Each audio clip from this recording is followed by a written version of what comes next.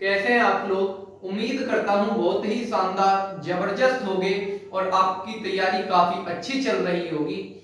इसी तैयारी को और बेहतर बनाने के लिए मैं दुष्यंत आपके सामने उपस्थित हो चुका हूं आज की क्लास को लेकर, आपकी करंट अफेयर की क्लास, जो कि आपको पता होगा मैंने यूपी ट्रिपल एससी पैट के लिए जो आपके लिए एक नई सीरीज शुरू करी है, उसी की आज क्लास नंबर 2 है। जो आज क्लास है वो क्लास 2 है। सेकंड क्लास आज होगी current affair plus static GK. जितनी भी स्टैटिक जीके क्वेश्चन से रिलेटेड होगी मैं आपको क्लास के साथ ही साथ रिवाइज कराऊंगा। आपको अलग से स्टैटिक जीके पढ़ने की कोई जरूरत नहीं है। क्लास के अंदर बहुत ही अच्छी तरीके से मैं आपको स्टैटिक जीके रिवाइज करा दूंगा, इस चीज की मैं गारंटी देता हूं आपको। ठीक है बच्चों, तो यदि अभी तक आपने चैनल को सब्सक्राइब नहीं किया है या वीडियो को शेयर नहीं किया है तो प्लीज पूरी ईमानदारी के साथ में पहले चैनल को सब्सक्राइब कर दीजिए और वीडियो को ज्यादा से ज्यादा जहां तक भी आपसे शेयर हो सकता है वहां तक शेयर कीजिए।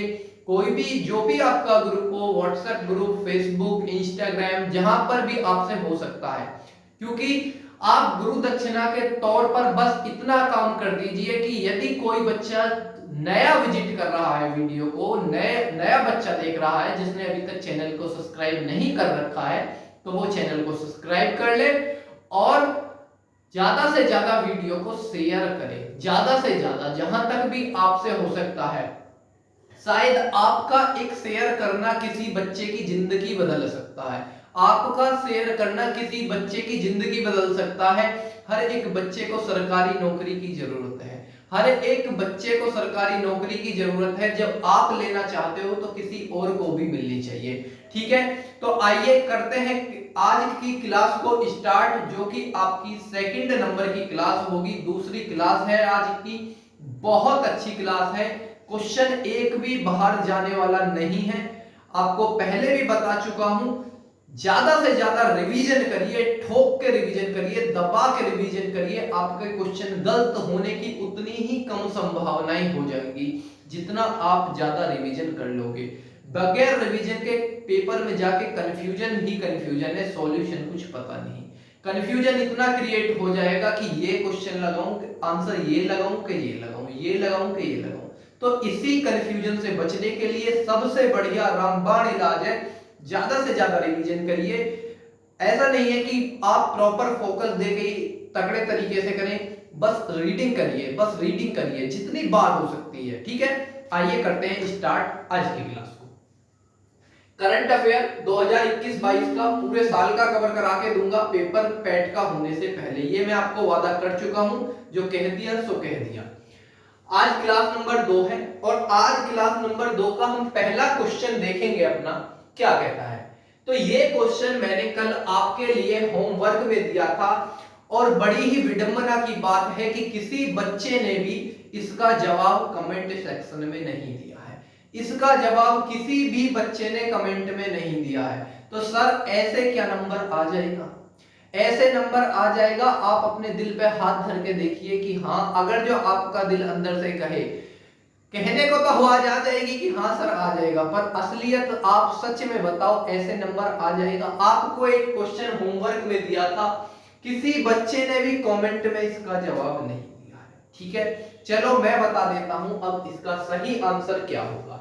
तो भीम यूपीआई क्यूआर कोड आधारित जो भुगतान को अपनाने वाला पहला देश बना है, ये देश कौन सा बना है? आपका भूटान बना है। कौन सा बना है प्यारे बच्चों? भूटान। भूटान देश बना है आपका भीम यूपीआई क्यूआर कोड के भुगतान को अपनाने वाला। बात कर लेते हैं थोड़ी सी भूटान से, तो स्टैटिक जीके आपका कवर करा देता हूं। भूटान की सबसे पहले राजधानी देखेंगे, तो राजधानी क्या है? राजधानी, तो राजधानी है आपकी थिम्पू। थिम्पू है कि आपकी राजधानी, आपकी कहां की? भूटान की। भूटान की आपकी थिम्पू राजधानी है। यदि मैं बात करूं आपके भूटान से, तो भूटान का एक उपनाम भी है जिसको हम बोलते हैं लैंड ऑफ थंडरबोल्ट। क्या बोलते हैं प्यारे बच्चों?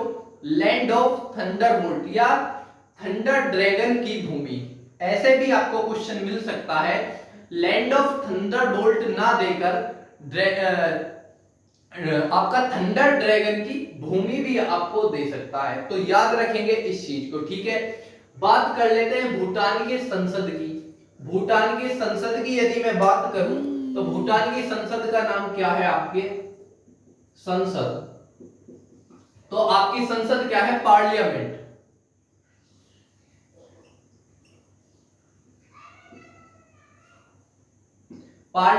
पार्लियामेंट आपकी भूटान की संसद का नाम है। यदि मैं बात करूं यहां से इसकी मुद्रा की, यदि मैं बात करूं यहां से इसकी मुद्रा की, तो न्यूक्लियरम यहाँ की क्या है? आपकी भूटान की मुद्रा है, ठीक है। अच्छे तरीके से इस चीज को याद रखेंगे, हर एक बच्चा याद रखेगा। अगले क्वेश्चन की तरफ चलते हैं। भारत का सबसे बड़ा सौर पार्क कहां स्थापित किया जाएगा? भारत का सबसे बड़ा सौर पार्क कहां स्थापित किया जाएगा? तो दोस्तों प्यारे बच्चों, ये जो किया जा रहा है आपका कच्छ का रण, कच्छ का रण, कच्छ का रण कहां पे? गुजरात। कच्छ का रण गुजरात में ये आपका स्थापित किया जाएगा।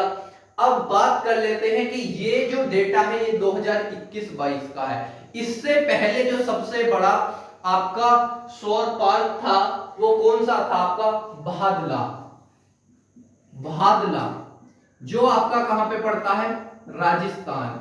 ये सबसे बड़ा था कब तक के डेटा के हिसाब से? 2020 के डेटा तक के हिसाब से। इसकी क्षमता कितनी थी मेरे भाई? इसकी क्षमता थी आपकी 2245 मेगावाट। 2245 मेगावाट इसकी क्षमता थी। बात कर लेते हैं कच्छ का रण। यहां से भी क्वेश्चन आपके बनते रहते हैं। तो कच्छ का रण किसके लिए प्रसिद्ध है? आपका जंगली गधा के लिए आपका कच्छ का रण प्रसिद्ध है। जंगली गधा, जंगली गधा के लिए आपका कच्छ का रण प्रसिद्ध है, जो कि आपका गुजरात के अंदर पड़ता है। बात कर लेता हूं गुजरात से। तो गुजरात से जो आपकी राज्यसभा की जो सीटें आती हैं, गुजरात से जो आपकी राज्यसभा की सीटें आती हैं वो कितनी आती हैं? आपकी 11 सीटें आती हैं। यदि मैं बात करूं लोकसभा की, तो लोकसभा से कितनी सीटें आती हैं? आपकी 26 सीटें आती हैं आपकी लोकसभा की। कहां से? गुजरात से। 26 सीटें आती हैं आपकी लोकसभा की गुजरात से। यदि मैं बात करूं आपकी यहां जगह से आपके गवर्नर की, यदि मैं बात करूं गवर्नर की, तो आचार्य देवव्रत। आचार्य देवव्रत यहाँ के आपके कौन है? गवर्नर हैं आपके गुजरात के। तो हर एक चीज को बहुत अच्छी तरीके से, बहुत सुंदर तरीके से एक एक चीज को याद रखने की कोशिश करेंगे। अब आगे चलते हैं। आपका अगला क्वेश्चन क्या कहता है? इजराइल देश में दूतावास खोलने वाला पहला खाड़ी देश कौन बना है? तो प्यारे बच्चों, जो पहला खाड़ी देश बना है ये बना है आपका संयुक्त अरब अमीरात। संयुक्त अरब अमीरात। संयुक्त अरब अमीरात पहला खाड़ी देश बना है जिसने इजराइल देश में अपना दूतावास खोला है। बात कर लेते हैं इजराइल से। तो इजराइल की राजधानी आपसे पूछी जा सकती है, तो जेरूसलम। जेरूसलम, जेरूसलम आपकी राजधानी है। यदि मैं बात करूं आपकी यहां की मुद्रा की, यदि मैं बात करूं यहां की मुद्रा की, तो आपकी जो मुद्रा होगी वो नई सेकल, नई सेकल क्या होगी? यहां की मुद्रा होगी। किसकी? आपकी इजराइल देश की नई सेकल क्या होगी? मुद्रा होगी। बहुत इंपॉर्टेंट चीज है ये, बहुत इंपॉर्टेंट डाटा है।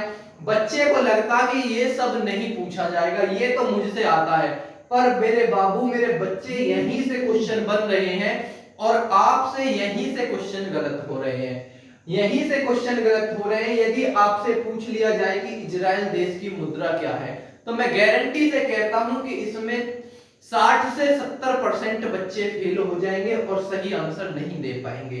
तो नई सेकल यहाँ की क्या है? मुद्रा है। नई सेकल यहाँ की क्या है? मुद्रा है। ठीक है, आइए अगले क्वेश्चन को देखते हैं। ओलंपिक में जिम्नास्टिक में के जज चुने जाने वाले पहले भारतीय कौन बने हैं? तो पहले भारतीय कौन बने हैं इस ओलंपिक जिम्नास्टिका में जज चुने जाने वाले? तो ये बने हैं आपके दीपक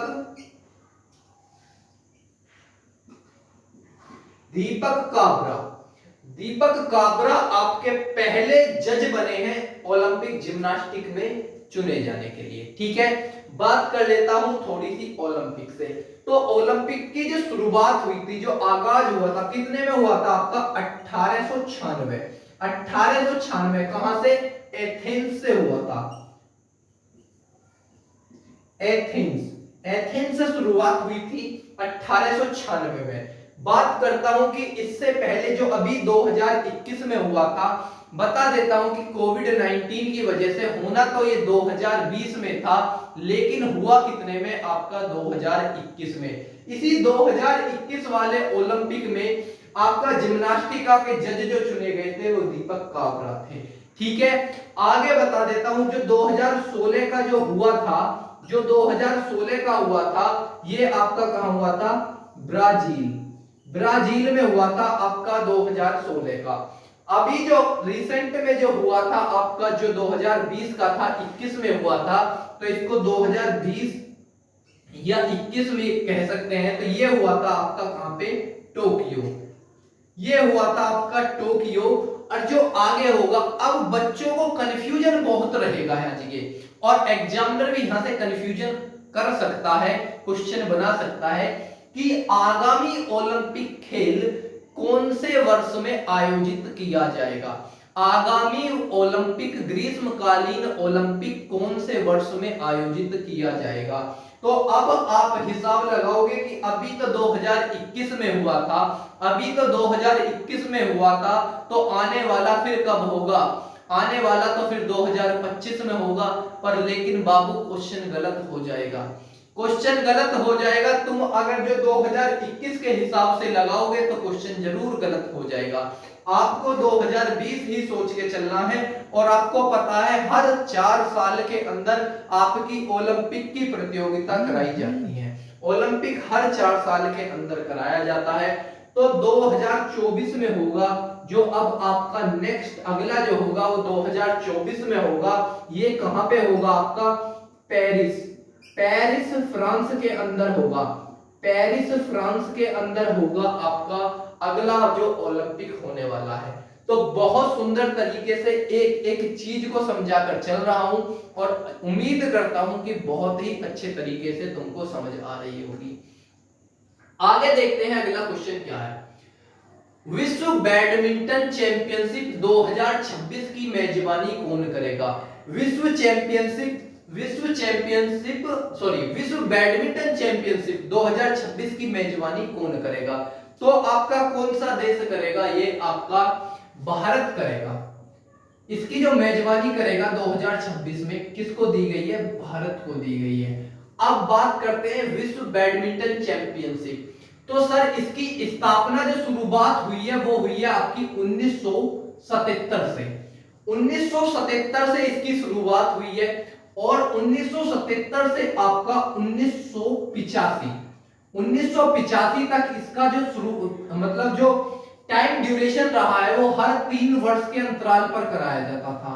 लेकिन 1985 से यदि 2005 तक देखूं तो ये हर 2 वर्ष में कराया जाने लगा। और 2006 से इसको प्रति वर्ष कराने का निर्णय लिया गया, और अभी तक अब ये प्रतियोगिता हर वर्ष कराई जाती है। अब आपसे क्वेश्चन बन सकता है कि विश्व बैडमिंटन चैंपियनशिप प्रति वर्ष कराने का जो सन था वो कौन से सन से स्टार्ट हुआ है या शुरू हुआ है? तो 2006 से प्रति वर्ष कराने का निर्णय लिया गया है। हर एक चीज को बहुत अच्छी तरीके से याद रखेंगे। बात करते हैं कि इसमें भारत का रैंक क्या है। विश्व बैडमिंटन चैंपियनशिप में भारत का रैंक क्या है? तो भारत मेरे भाई 10वें स्थान पे है। 10वें स्थान पे है आपका भारत विश्व बैडमिंटन चैंपियनशिप में। यदि मैं बात करूं कि टॉप पर कौन है, तो टॉप पर है आपका इसमें चीन, चाइना इसमें टॉप पर है। यदि बात करूं सेकंड स्थान की, तो इंडोनेशिया ने इसमें सेकंड स्थान अपना हासिल कर रखा है। दूसरा स्थान आपका इंडोनेशिया ने हासिल कर रखा है। हर एक चीज को बहुत अच्छी तरीके से समझाने की कोशिश की जा रही है आपको, बस आपको मन लगाकर पढ़ना है, कोई भी चीज स्किप नहीं करनी है, अपने अंदर जज्बा पालना है, जुनून पालना है कि अब की बार खाली हाथ नहीं जाना है, अब की बार अपना सिलेक्शन श्योर करना है। ठीक है, अगला क्वेश्चन देखेंगे आपका, भारत का पहला ग्रेन एटीएम, भारत का पहला ग्रेन एटीएम कहां खोला गया है? तो आपको पता होगा जो ये भारत का पहला ग्रेन एटीएम खोला गया है ये आपका गुरुग्राम, गुरुग्राम, गुरुग्राम जो कि आपका हरियाणा, गुरुग्राम हरियाणा के अंदर ये खोला गया है। अब बात करते हैं कि ग्रेन एटीएम है क्या, ये सब चीज क्या है ग्रेन एटीएम। जैसे आपका पैसे निकालने वाला एटीएम होता है, ऐसे ही एक पायलट प्रोजेक्ट के तौर पर, पायलट परियोजना योजना के तौर पर यह चलाया गया है। ये हरियाणा सरकार ने जो आपका राशन जो मिलता है, जो अनाज मिलता है, उसकी जो बहुत लंबी लाइन लग जाती है। आपने गांव में देखा होगा कि जब हम राशन लेने के लिए आप जाते हैं तो एक बहुत बड़ी लंबी लाइन लग जाती है, उसी को, उस लाइन को ना लगने दिया जाए और आपके राशन में कोई धोखाधड़ी ना हो, इसलिए हरियाणा सरकार ने एक पायलट प्रोजेक्ट के तौर पर ये करने की कोशिश करी है कि अब आपको अनाज एटीएम के रूप में दिया जाएगा, बस आपका अंगूठा स्कैन होगा, वहां के लगेगा एटीएम पे और आपके जितनी आपकी यूनिट बनती होंगी उसी हिसाब से आपको राशन दे दिया जाएगा। ये जो आपका स्टार्ट करा है ये गुरुग्राम हरियाणा के अंदर करा है। समझ आ गया आपको ग्रीन एटीएम क्या है, समझ आ गया आपको ग्रीन एटीएम क्या है। बात कर लेता हूं थोड़ा सा हरियाणा से। तो हरियाणा की एक बहुत ही सुंदर एक आपकी जो फेमस झील है वो पूछी जाती है आपकी सूरज कुंड, सूरज कुंड, सूरज कुंड जो झील है ये आपकी पूछी जाती है। तो कहां पे है ये? आपकी हरियाणा के अंदर है, आपकी हरियाणा के अंदर है ये आपकी सूरज कुंड झील। ठीक है प्यारे बच्चों, अब आपका अगला क्वेश्चन देखते हैं। दुनिया के सबसे बड़े तैरते सौर पैनल फार्मों में से एक का अनावरण कहां किया गया है? तो ये जो अनावरण किया गया है मेरे प्यारे बच्चों, ये किया गया है आपका सिंगापुर, सिंगापुर में ये आपका किया गया है। बात करते हैं आपके सिंगापुर से, तो सिंगापुर के सबसे पहले आपकी राजधानी जान लेते हैं।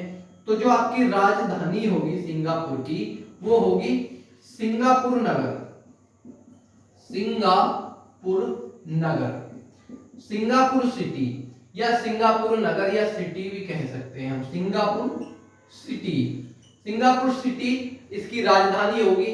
यदि मैं बात करूं आपकी मुद्रा की तो सिंगापुर डॉलर, सिंगापुर डॉलर आपकी क्या होगी? यहाँ की मुद्रा होगी आपकी सिंगापुर डॉलर, सिंगापुर डॉलर आपकी मुद्रा होगी सिंगापुर की। ठीक है, यदि मैं आपसे बात करूं सिंगापुर की स्थापना की, यदि मैं आपसे बात करूं आपके सिंगापुर की स्थापना की, तो ये जो आपकी स्थापना हुई है सिंगापुर की ये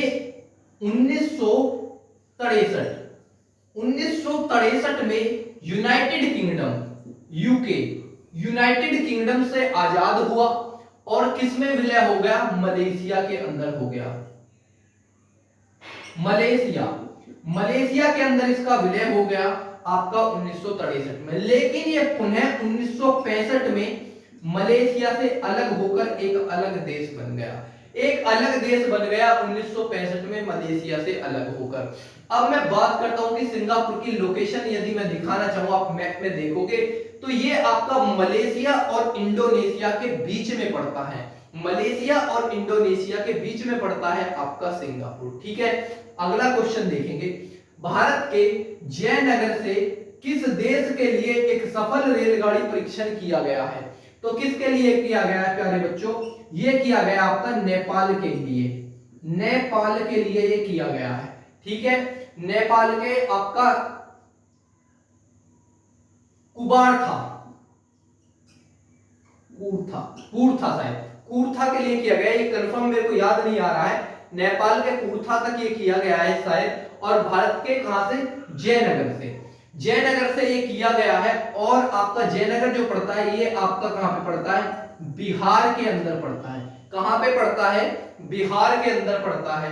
बात करते हैं थोड़ी सी नेपाल से, क्योंकि नेपाल हमारा पड़ोसी देश भी है और यहाँ से क्वेश्चन बहुत अच्छे तरीके से बनते रहते हैं। सबसे पहले बात करूं यदि नेपाल की, तो नेपाल की जो राजधानी है आपको पता होगा काठमांडू है। बच्चों मैं लिख सकता हूं पर थोड़ा सा आपको फिर दिखने में दिक्कत होगी, आप प्लीज नोट करते रहें साथ के साथ में। नेपाल की जो राजधानी है वो क्या है, आपकी काठमांडू होगी।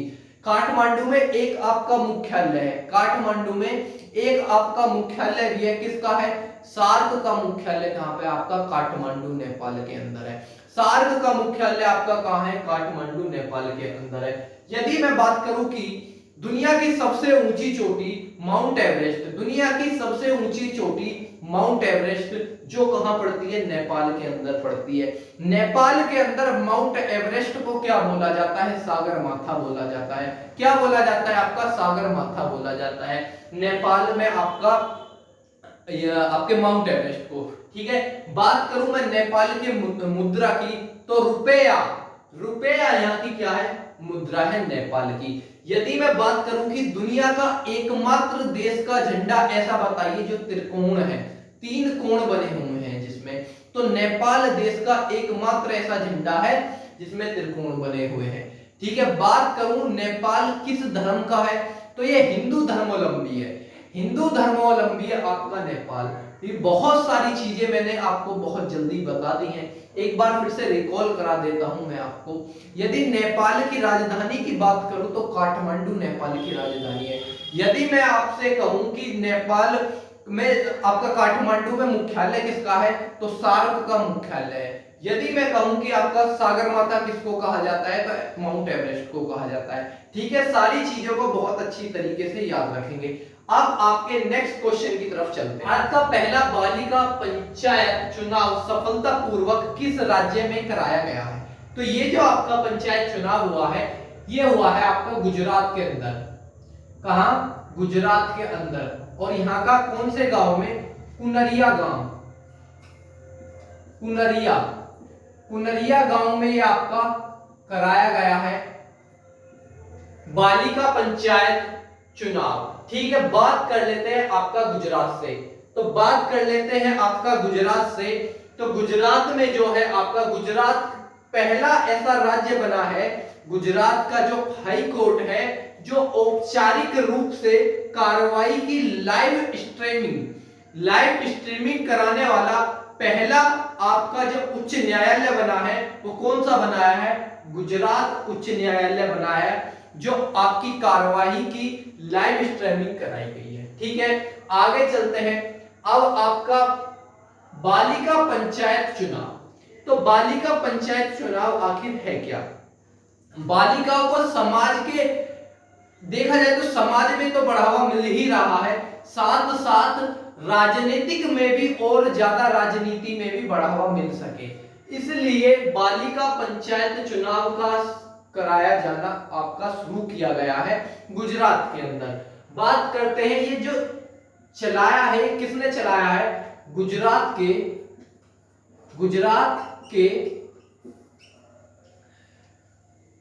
महिला एवं बाल विकास मंत्रालय, महिला एवं बाल विकास मंत्रालय,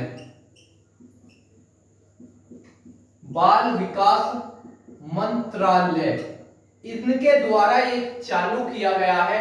और ये जो शुरू करा गया है ये बेटी बचाओ बेटी पढ़ाओ योजना के तहत किया गया है। किसके तहत, बेटी बचाओ बेटी पढ़ाओ योजना के तहत। पहली जो सरपंच बनी है इसमें, पहली सरपंच जो बनी है आपकी, वो बनी है 20 वर्षीय आपकी उर्मी अहीर आपकी पहली सरपंच बनी है। बात करते हैं इसमें वोटिंग की, तो 11 से 21 साल तक, 11 से 21 वर्ष तक के युवा इसमें वोटिंग करेंगे, 11 से 21 वर्ष तक के युवा इसमें वोटिंग करेंगे। ठीक है, उम्मीद करता हूं बहुत अच्छी तरीके से आपको एक एक चीज समझ आ गई होगी। अगला क्वेश्चन देखते हैं। भारतीय विरासत संस्थान किस शहर में स्थापित करने का निर्णय लिया गया है? तो किस शहर में लिया गया है आपका प्यारे बच्चों? नोएडा। नोएडा जो कि आपका कहां पड़ता है? उत्तर प्रदेश। उत्तर प्रदेश के अंदर आपका पड़ता है नोएडा। बात करते हैं नोएडा से, तो नोएडा की फुल फॉर्म भी कभी कभी आपसे पूछ ली जाती है। तो नोएडा की फुल फॉर्म क्या है? New Okhla industries authority. New Okhla industries authority, industrial authority आपकी क्या है? आपकी नोएडा की फुल फॉर्म है। ठीक है, आगे देखते हैं। जैसे एक और काम याद रख सकते हैं नोएडा से, आपका जो फिल्म सिटी बनाया जा रहा है वो कहां पे बनाया जा रहा है? आपका नोएडा के अंदर बनाई जा रही है। जो दूसरी फिल्म सिटी श्री योगी आदित्यनाथ जी ने जो आपकी करी है, जो अभी दूसरी फिल्म सिटी बनाई जाएगी वो नोएडा में बनाई जाएगी। पहली फिल्म सिटी आपको पता ही है कहां? मुंबई में है। तो दूसरी कहां पे बनाई जा रही है? नोएडा के अंदर बनाई जा रही है। नोएडा की फुल फॉर्म याद फिर से कहना चाहूंगा, याद रखेंगे। New Okhla industrial development authority. New Okhla industrial development authority, इसको याद रखेंगे बहुत अच्छी तरीके से, क्योंकि कभी कभी वो क्वेश्चन पूछ लेता है आपसे जो आपको पता भी हो सकते हैं और नहीं भी। ठीक है, बहुत आसान से और बहुत बेसिक से क्वेश्चन पूछ लेता है और वही बेसिक से क्वेश्चन आपसे फिर गलत हो जाते हैं। ठीक है, तो याद रखेंगे new Okhla industrial development authority. ठीक है, अगला क्वेश्चन देखते हैं। भारत की सबसे बड़ी तेल कंपनी आईओसी देश का पहला ग्रीन हाइड्रोजन संयंत्र कहां स्थापित करेगी? तो जो आपकी ये आईओसी है, Indian oil corporation. Indian oil corporation की ये भारत की सबसे बड़ी तेल कंपनियों में से एक है। तो ये आपका जो करेगी ये मथुरा रिफाइनरी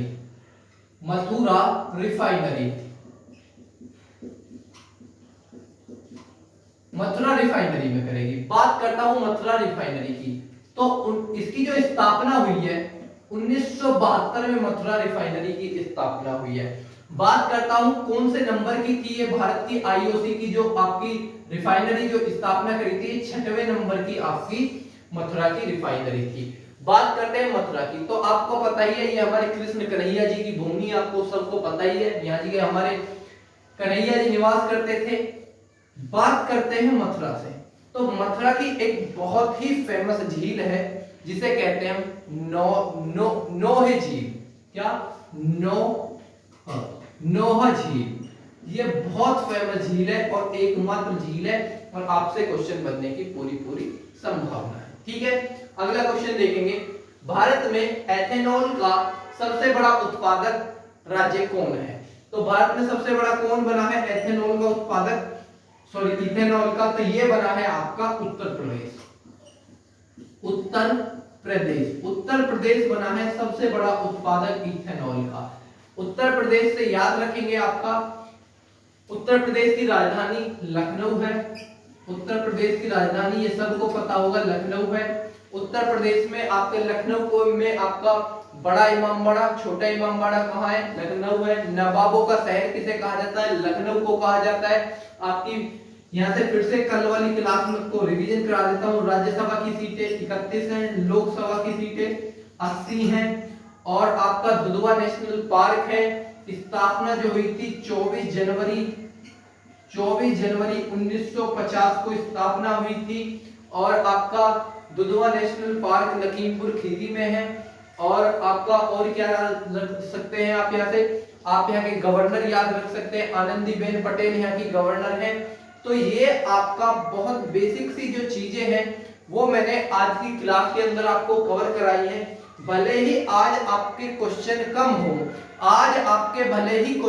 हो, पर लेकिन आप ये चीज देखो, मैं एक क्वेश्चन में एक क्वेश्चन नहीं कराता हूं, बहुत सारे क्वेश्चन होते हैं एक क्वेश्चन के अंदर। आपके एक क्वेश्चन से बहुत ज्यादा क्वेश्चन होते हैं। तो दोस्तों मेरे प्यारे बच्चों, मैं आपसे यही कहना चाहूंगा कि आज आपकी जो क्लास 2 थी इसका मैं करता हूं आज यहीं पे समापन। यदि क्लास पसंद आई तो प्लीज क्लास को लाइक करें, शेयर करें, कमेंट करें और ज्यादा से ज्यादा सब्सक्राइब करें। Thank you for watching.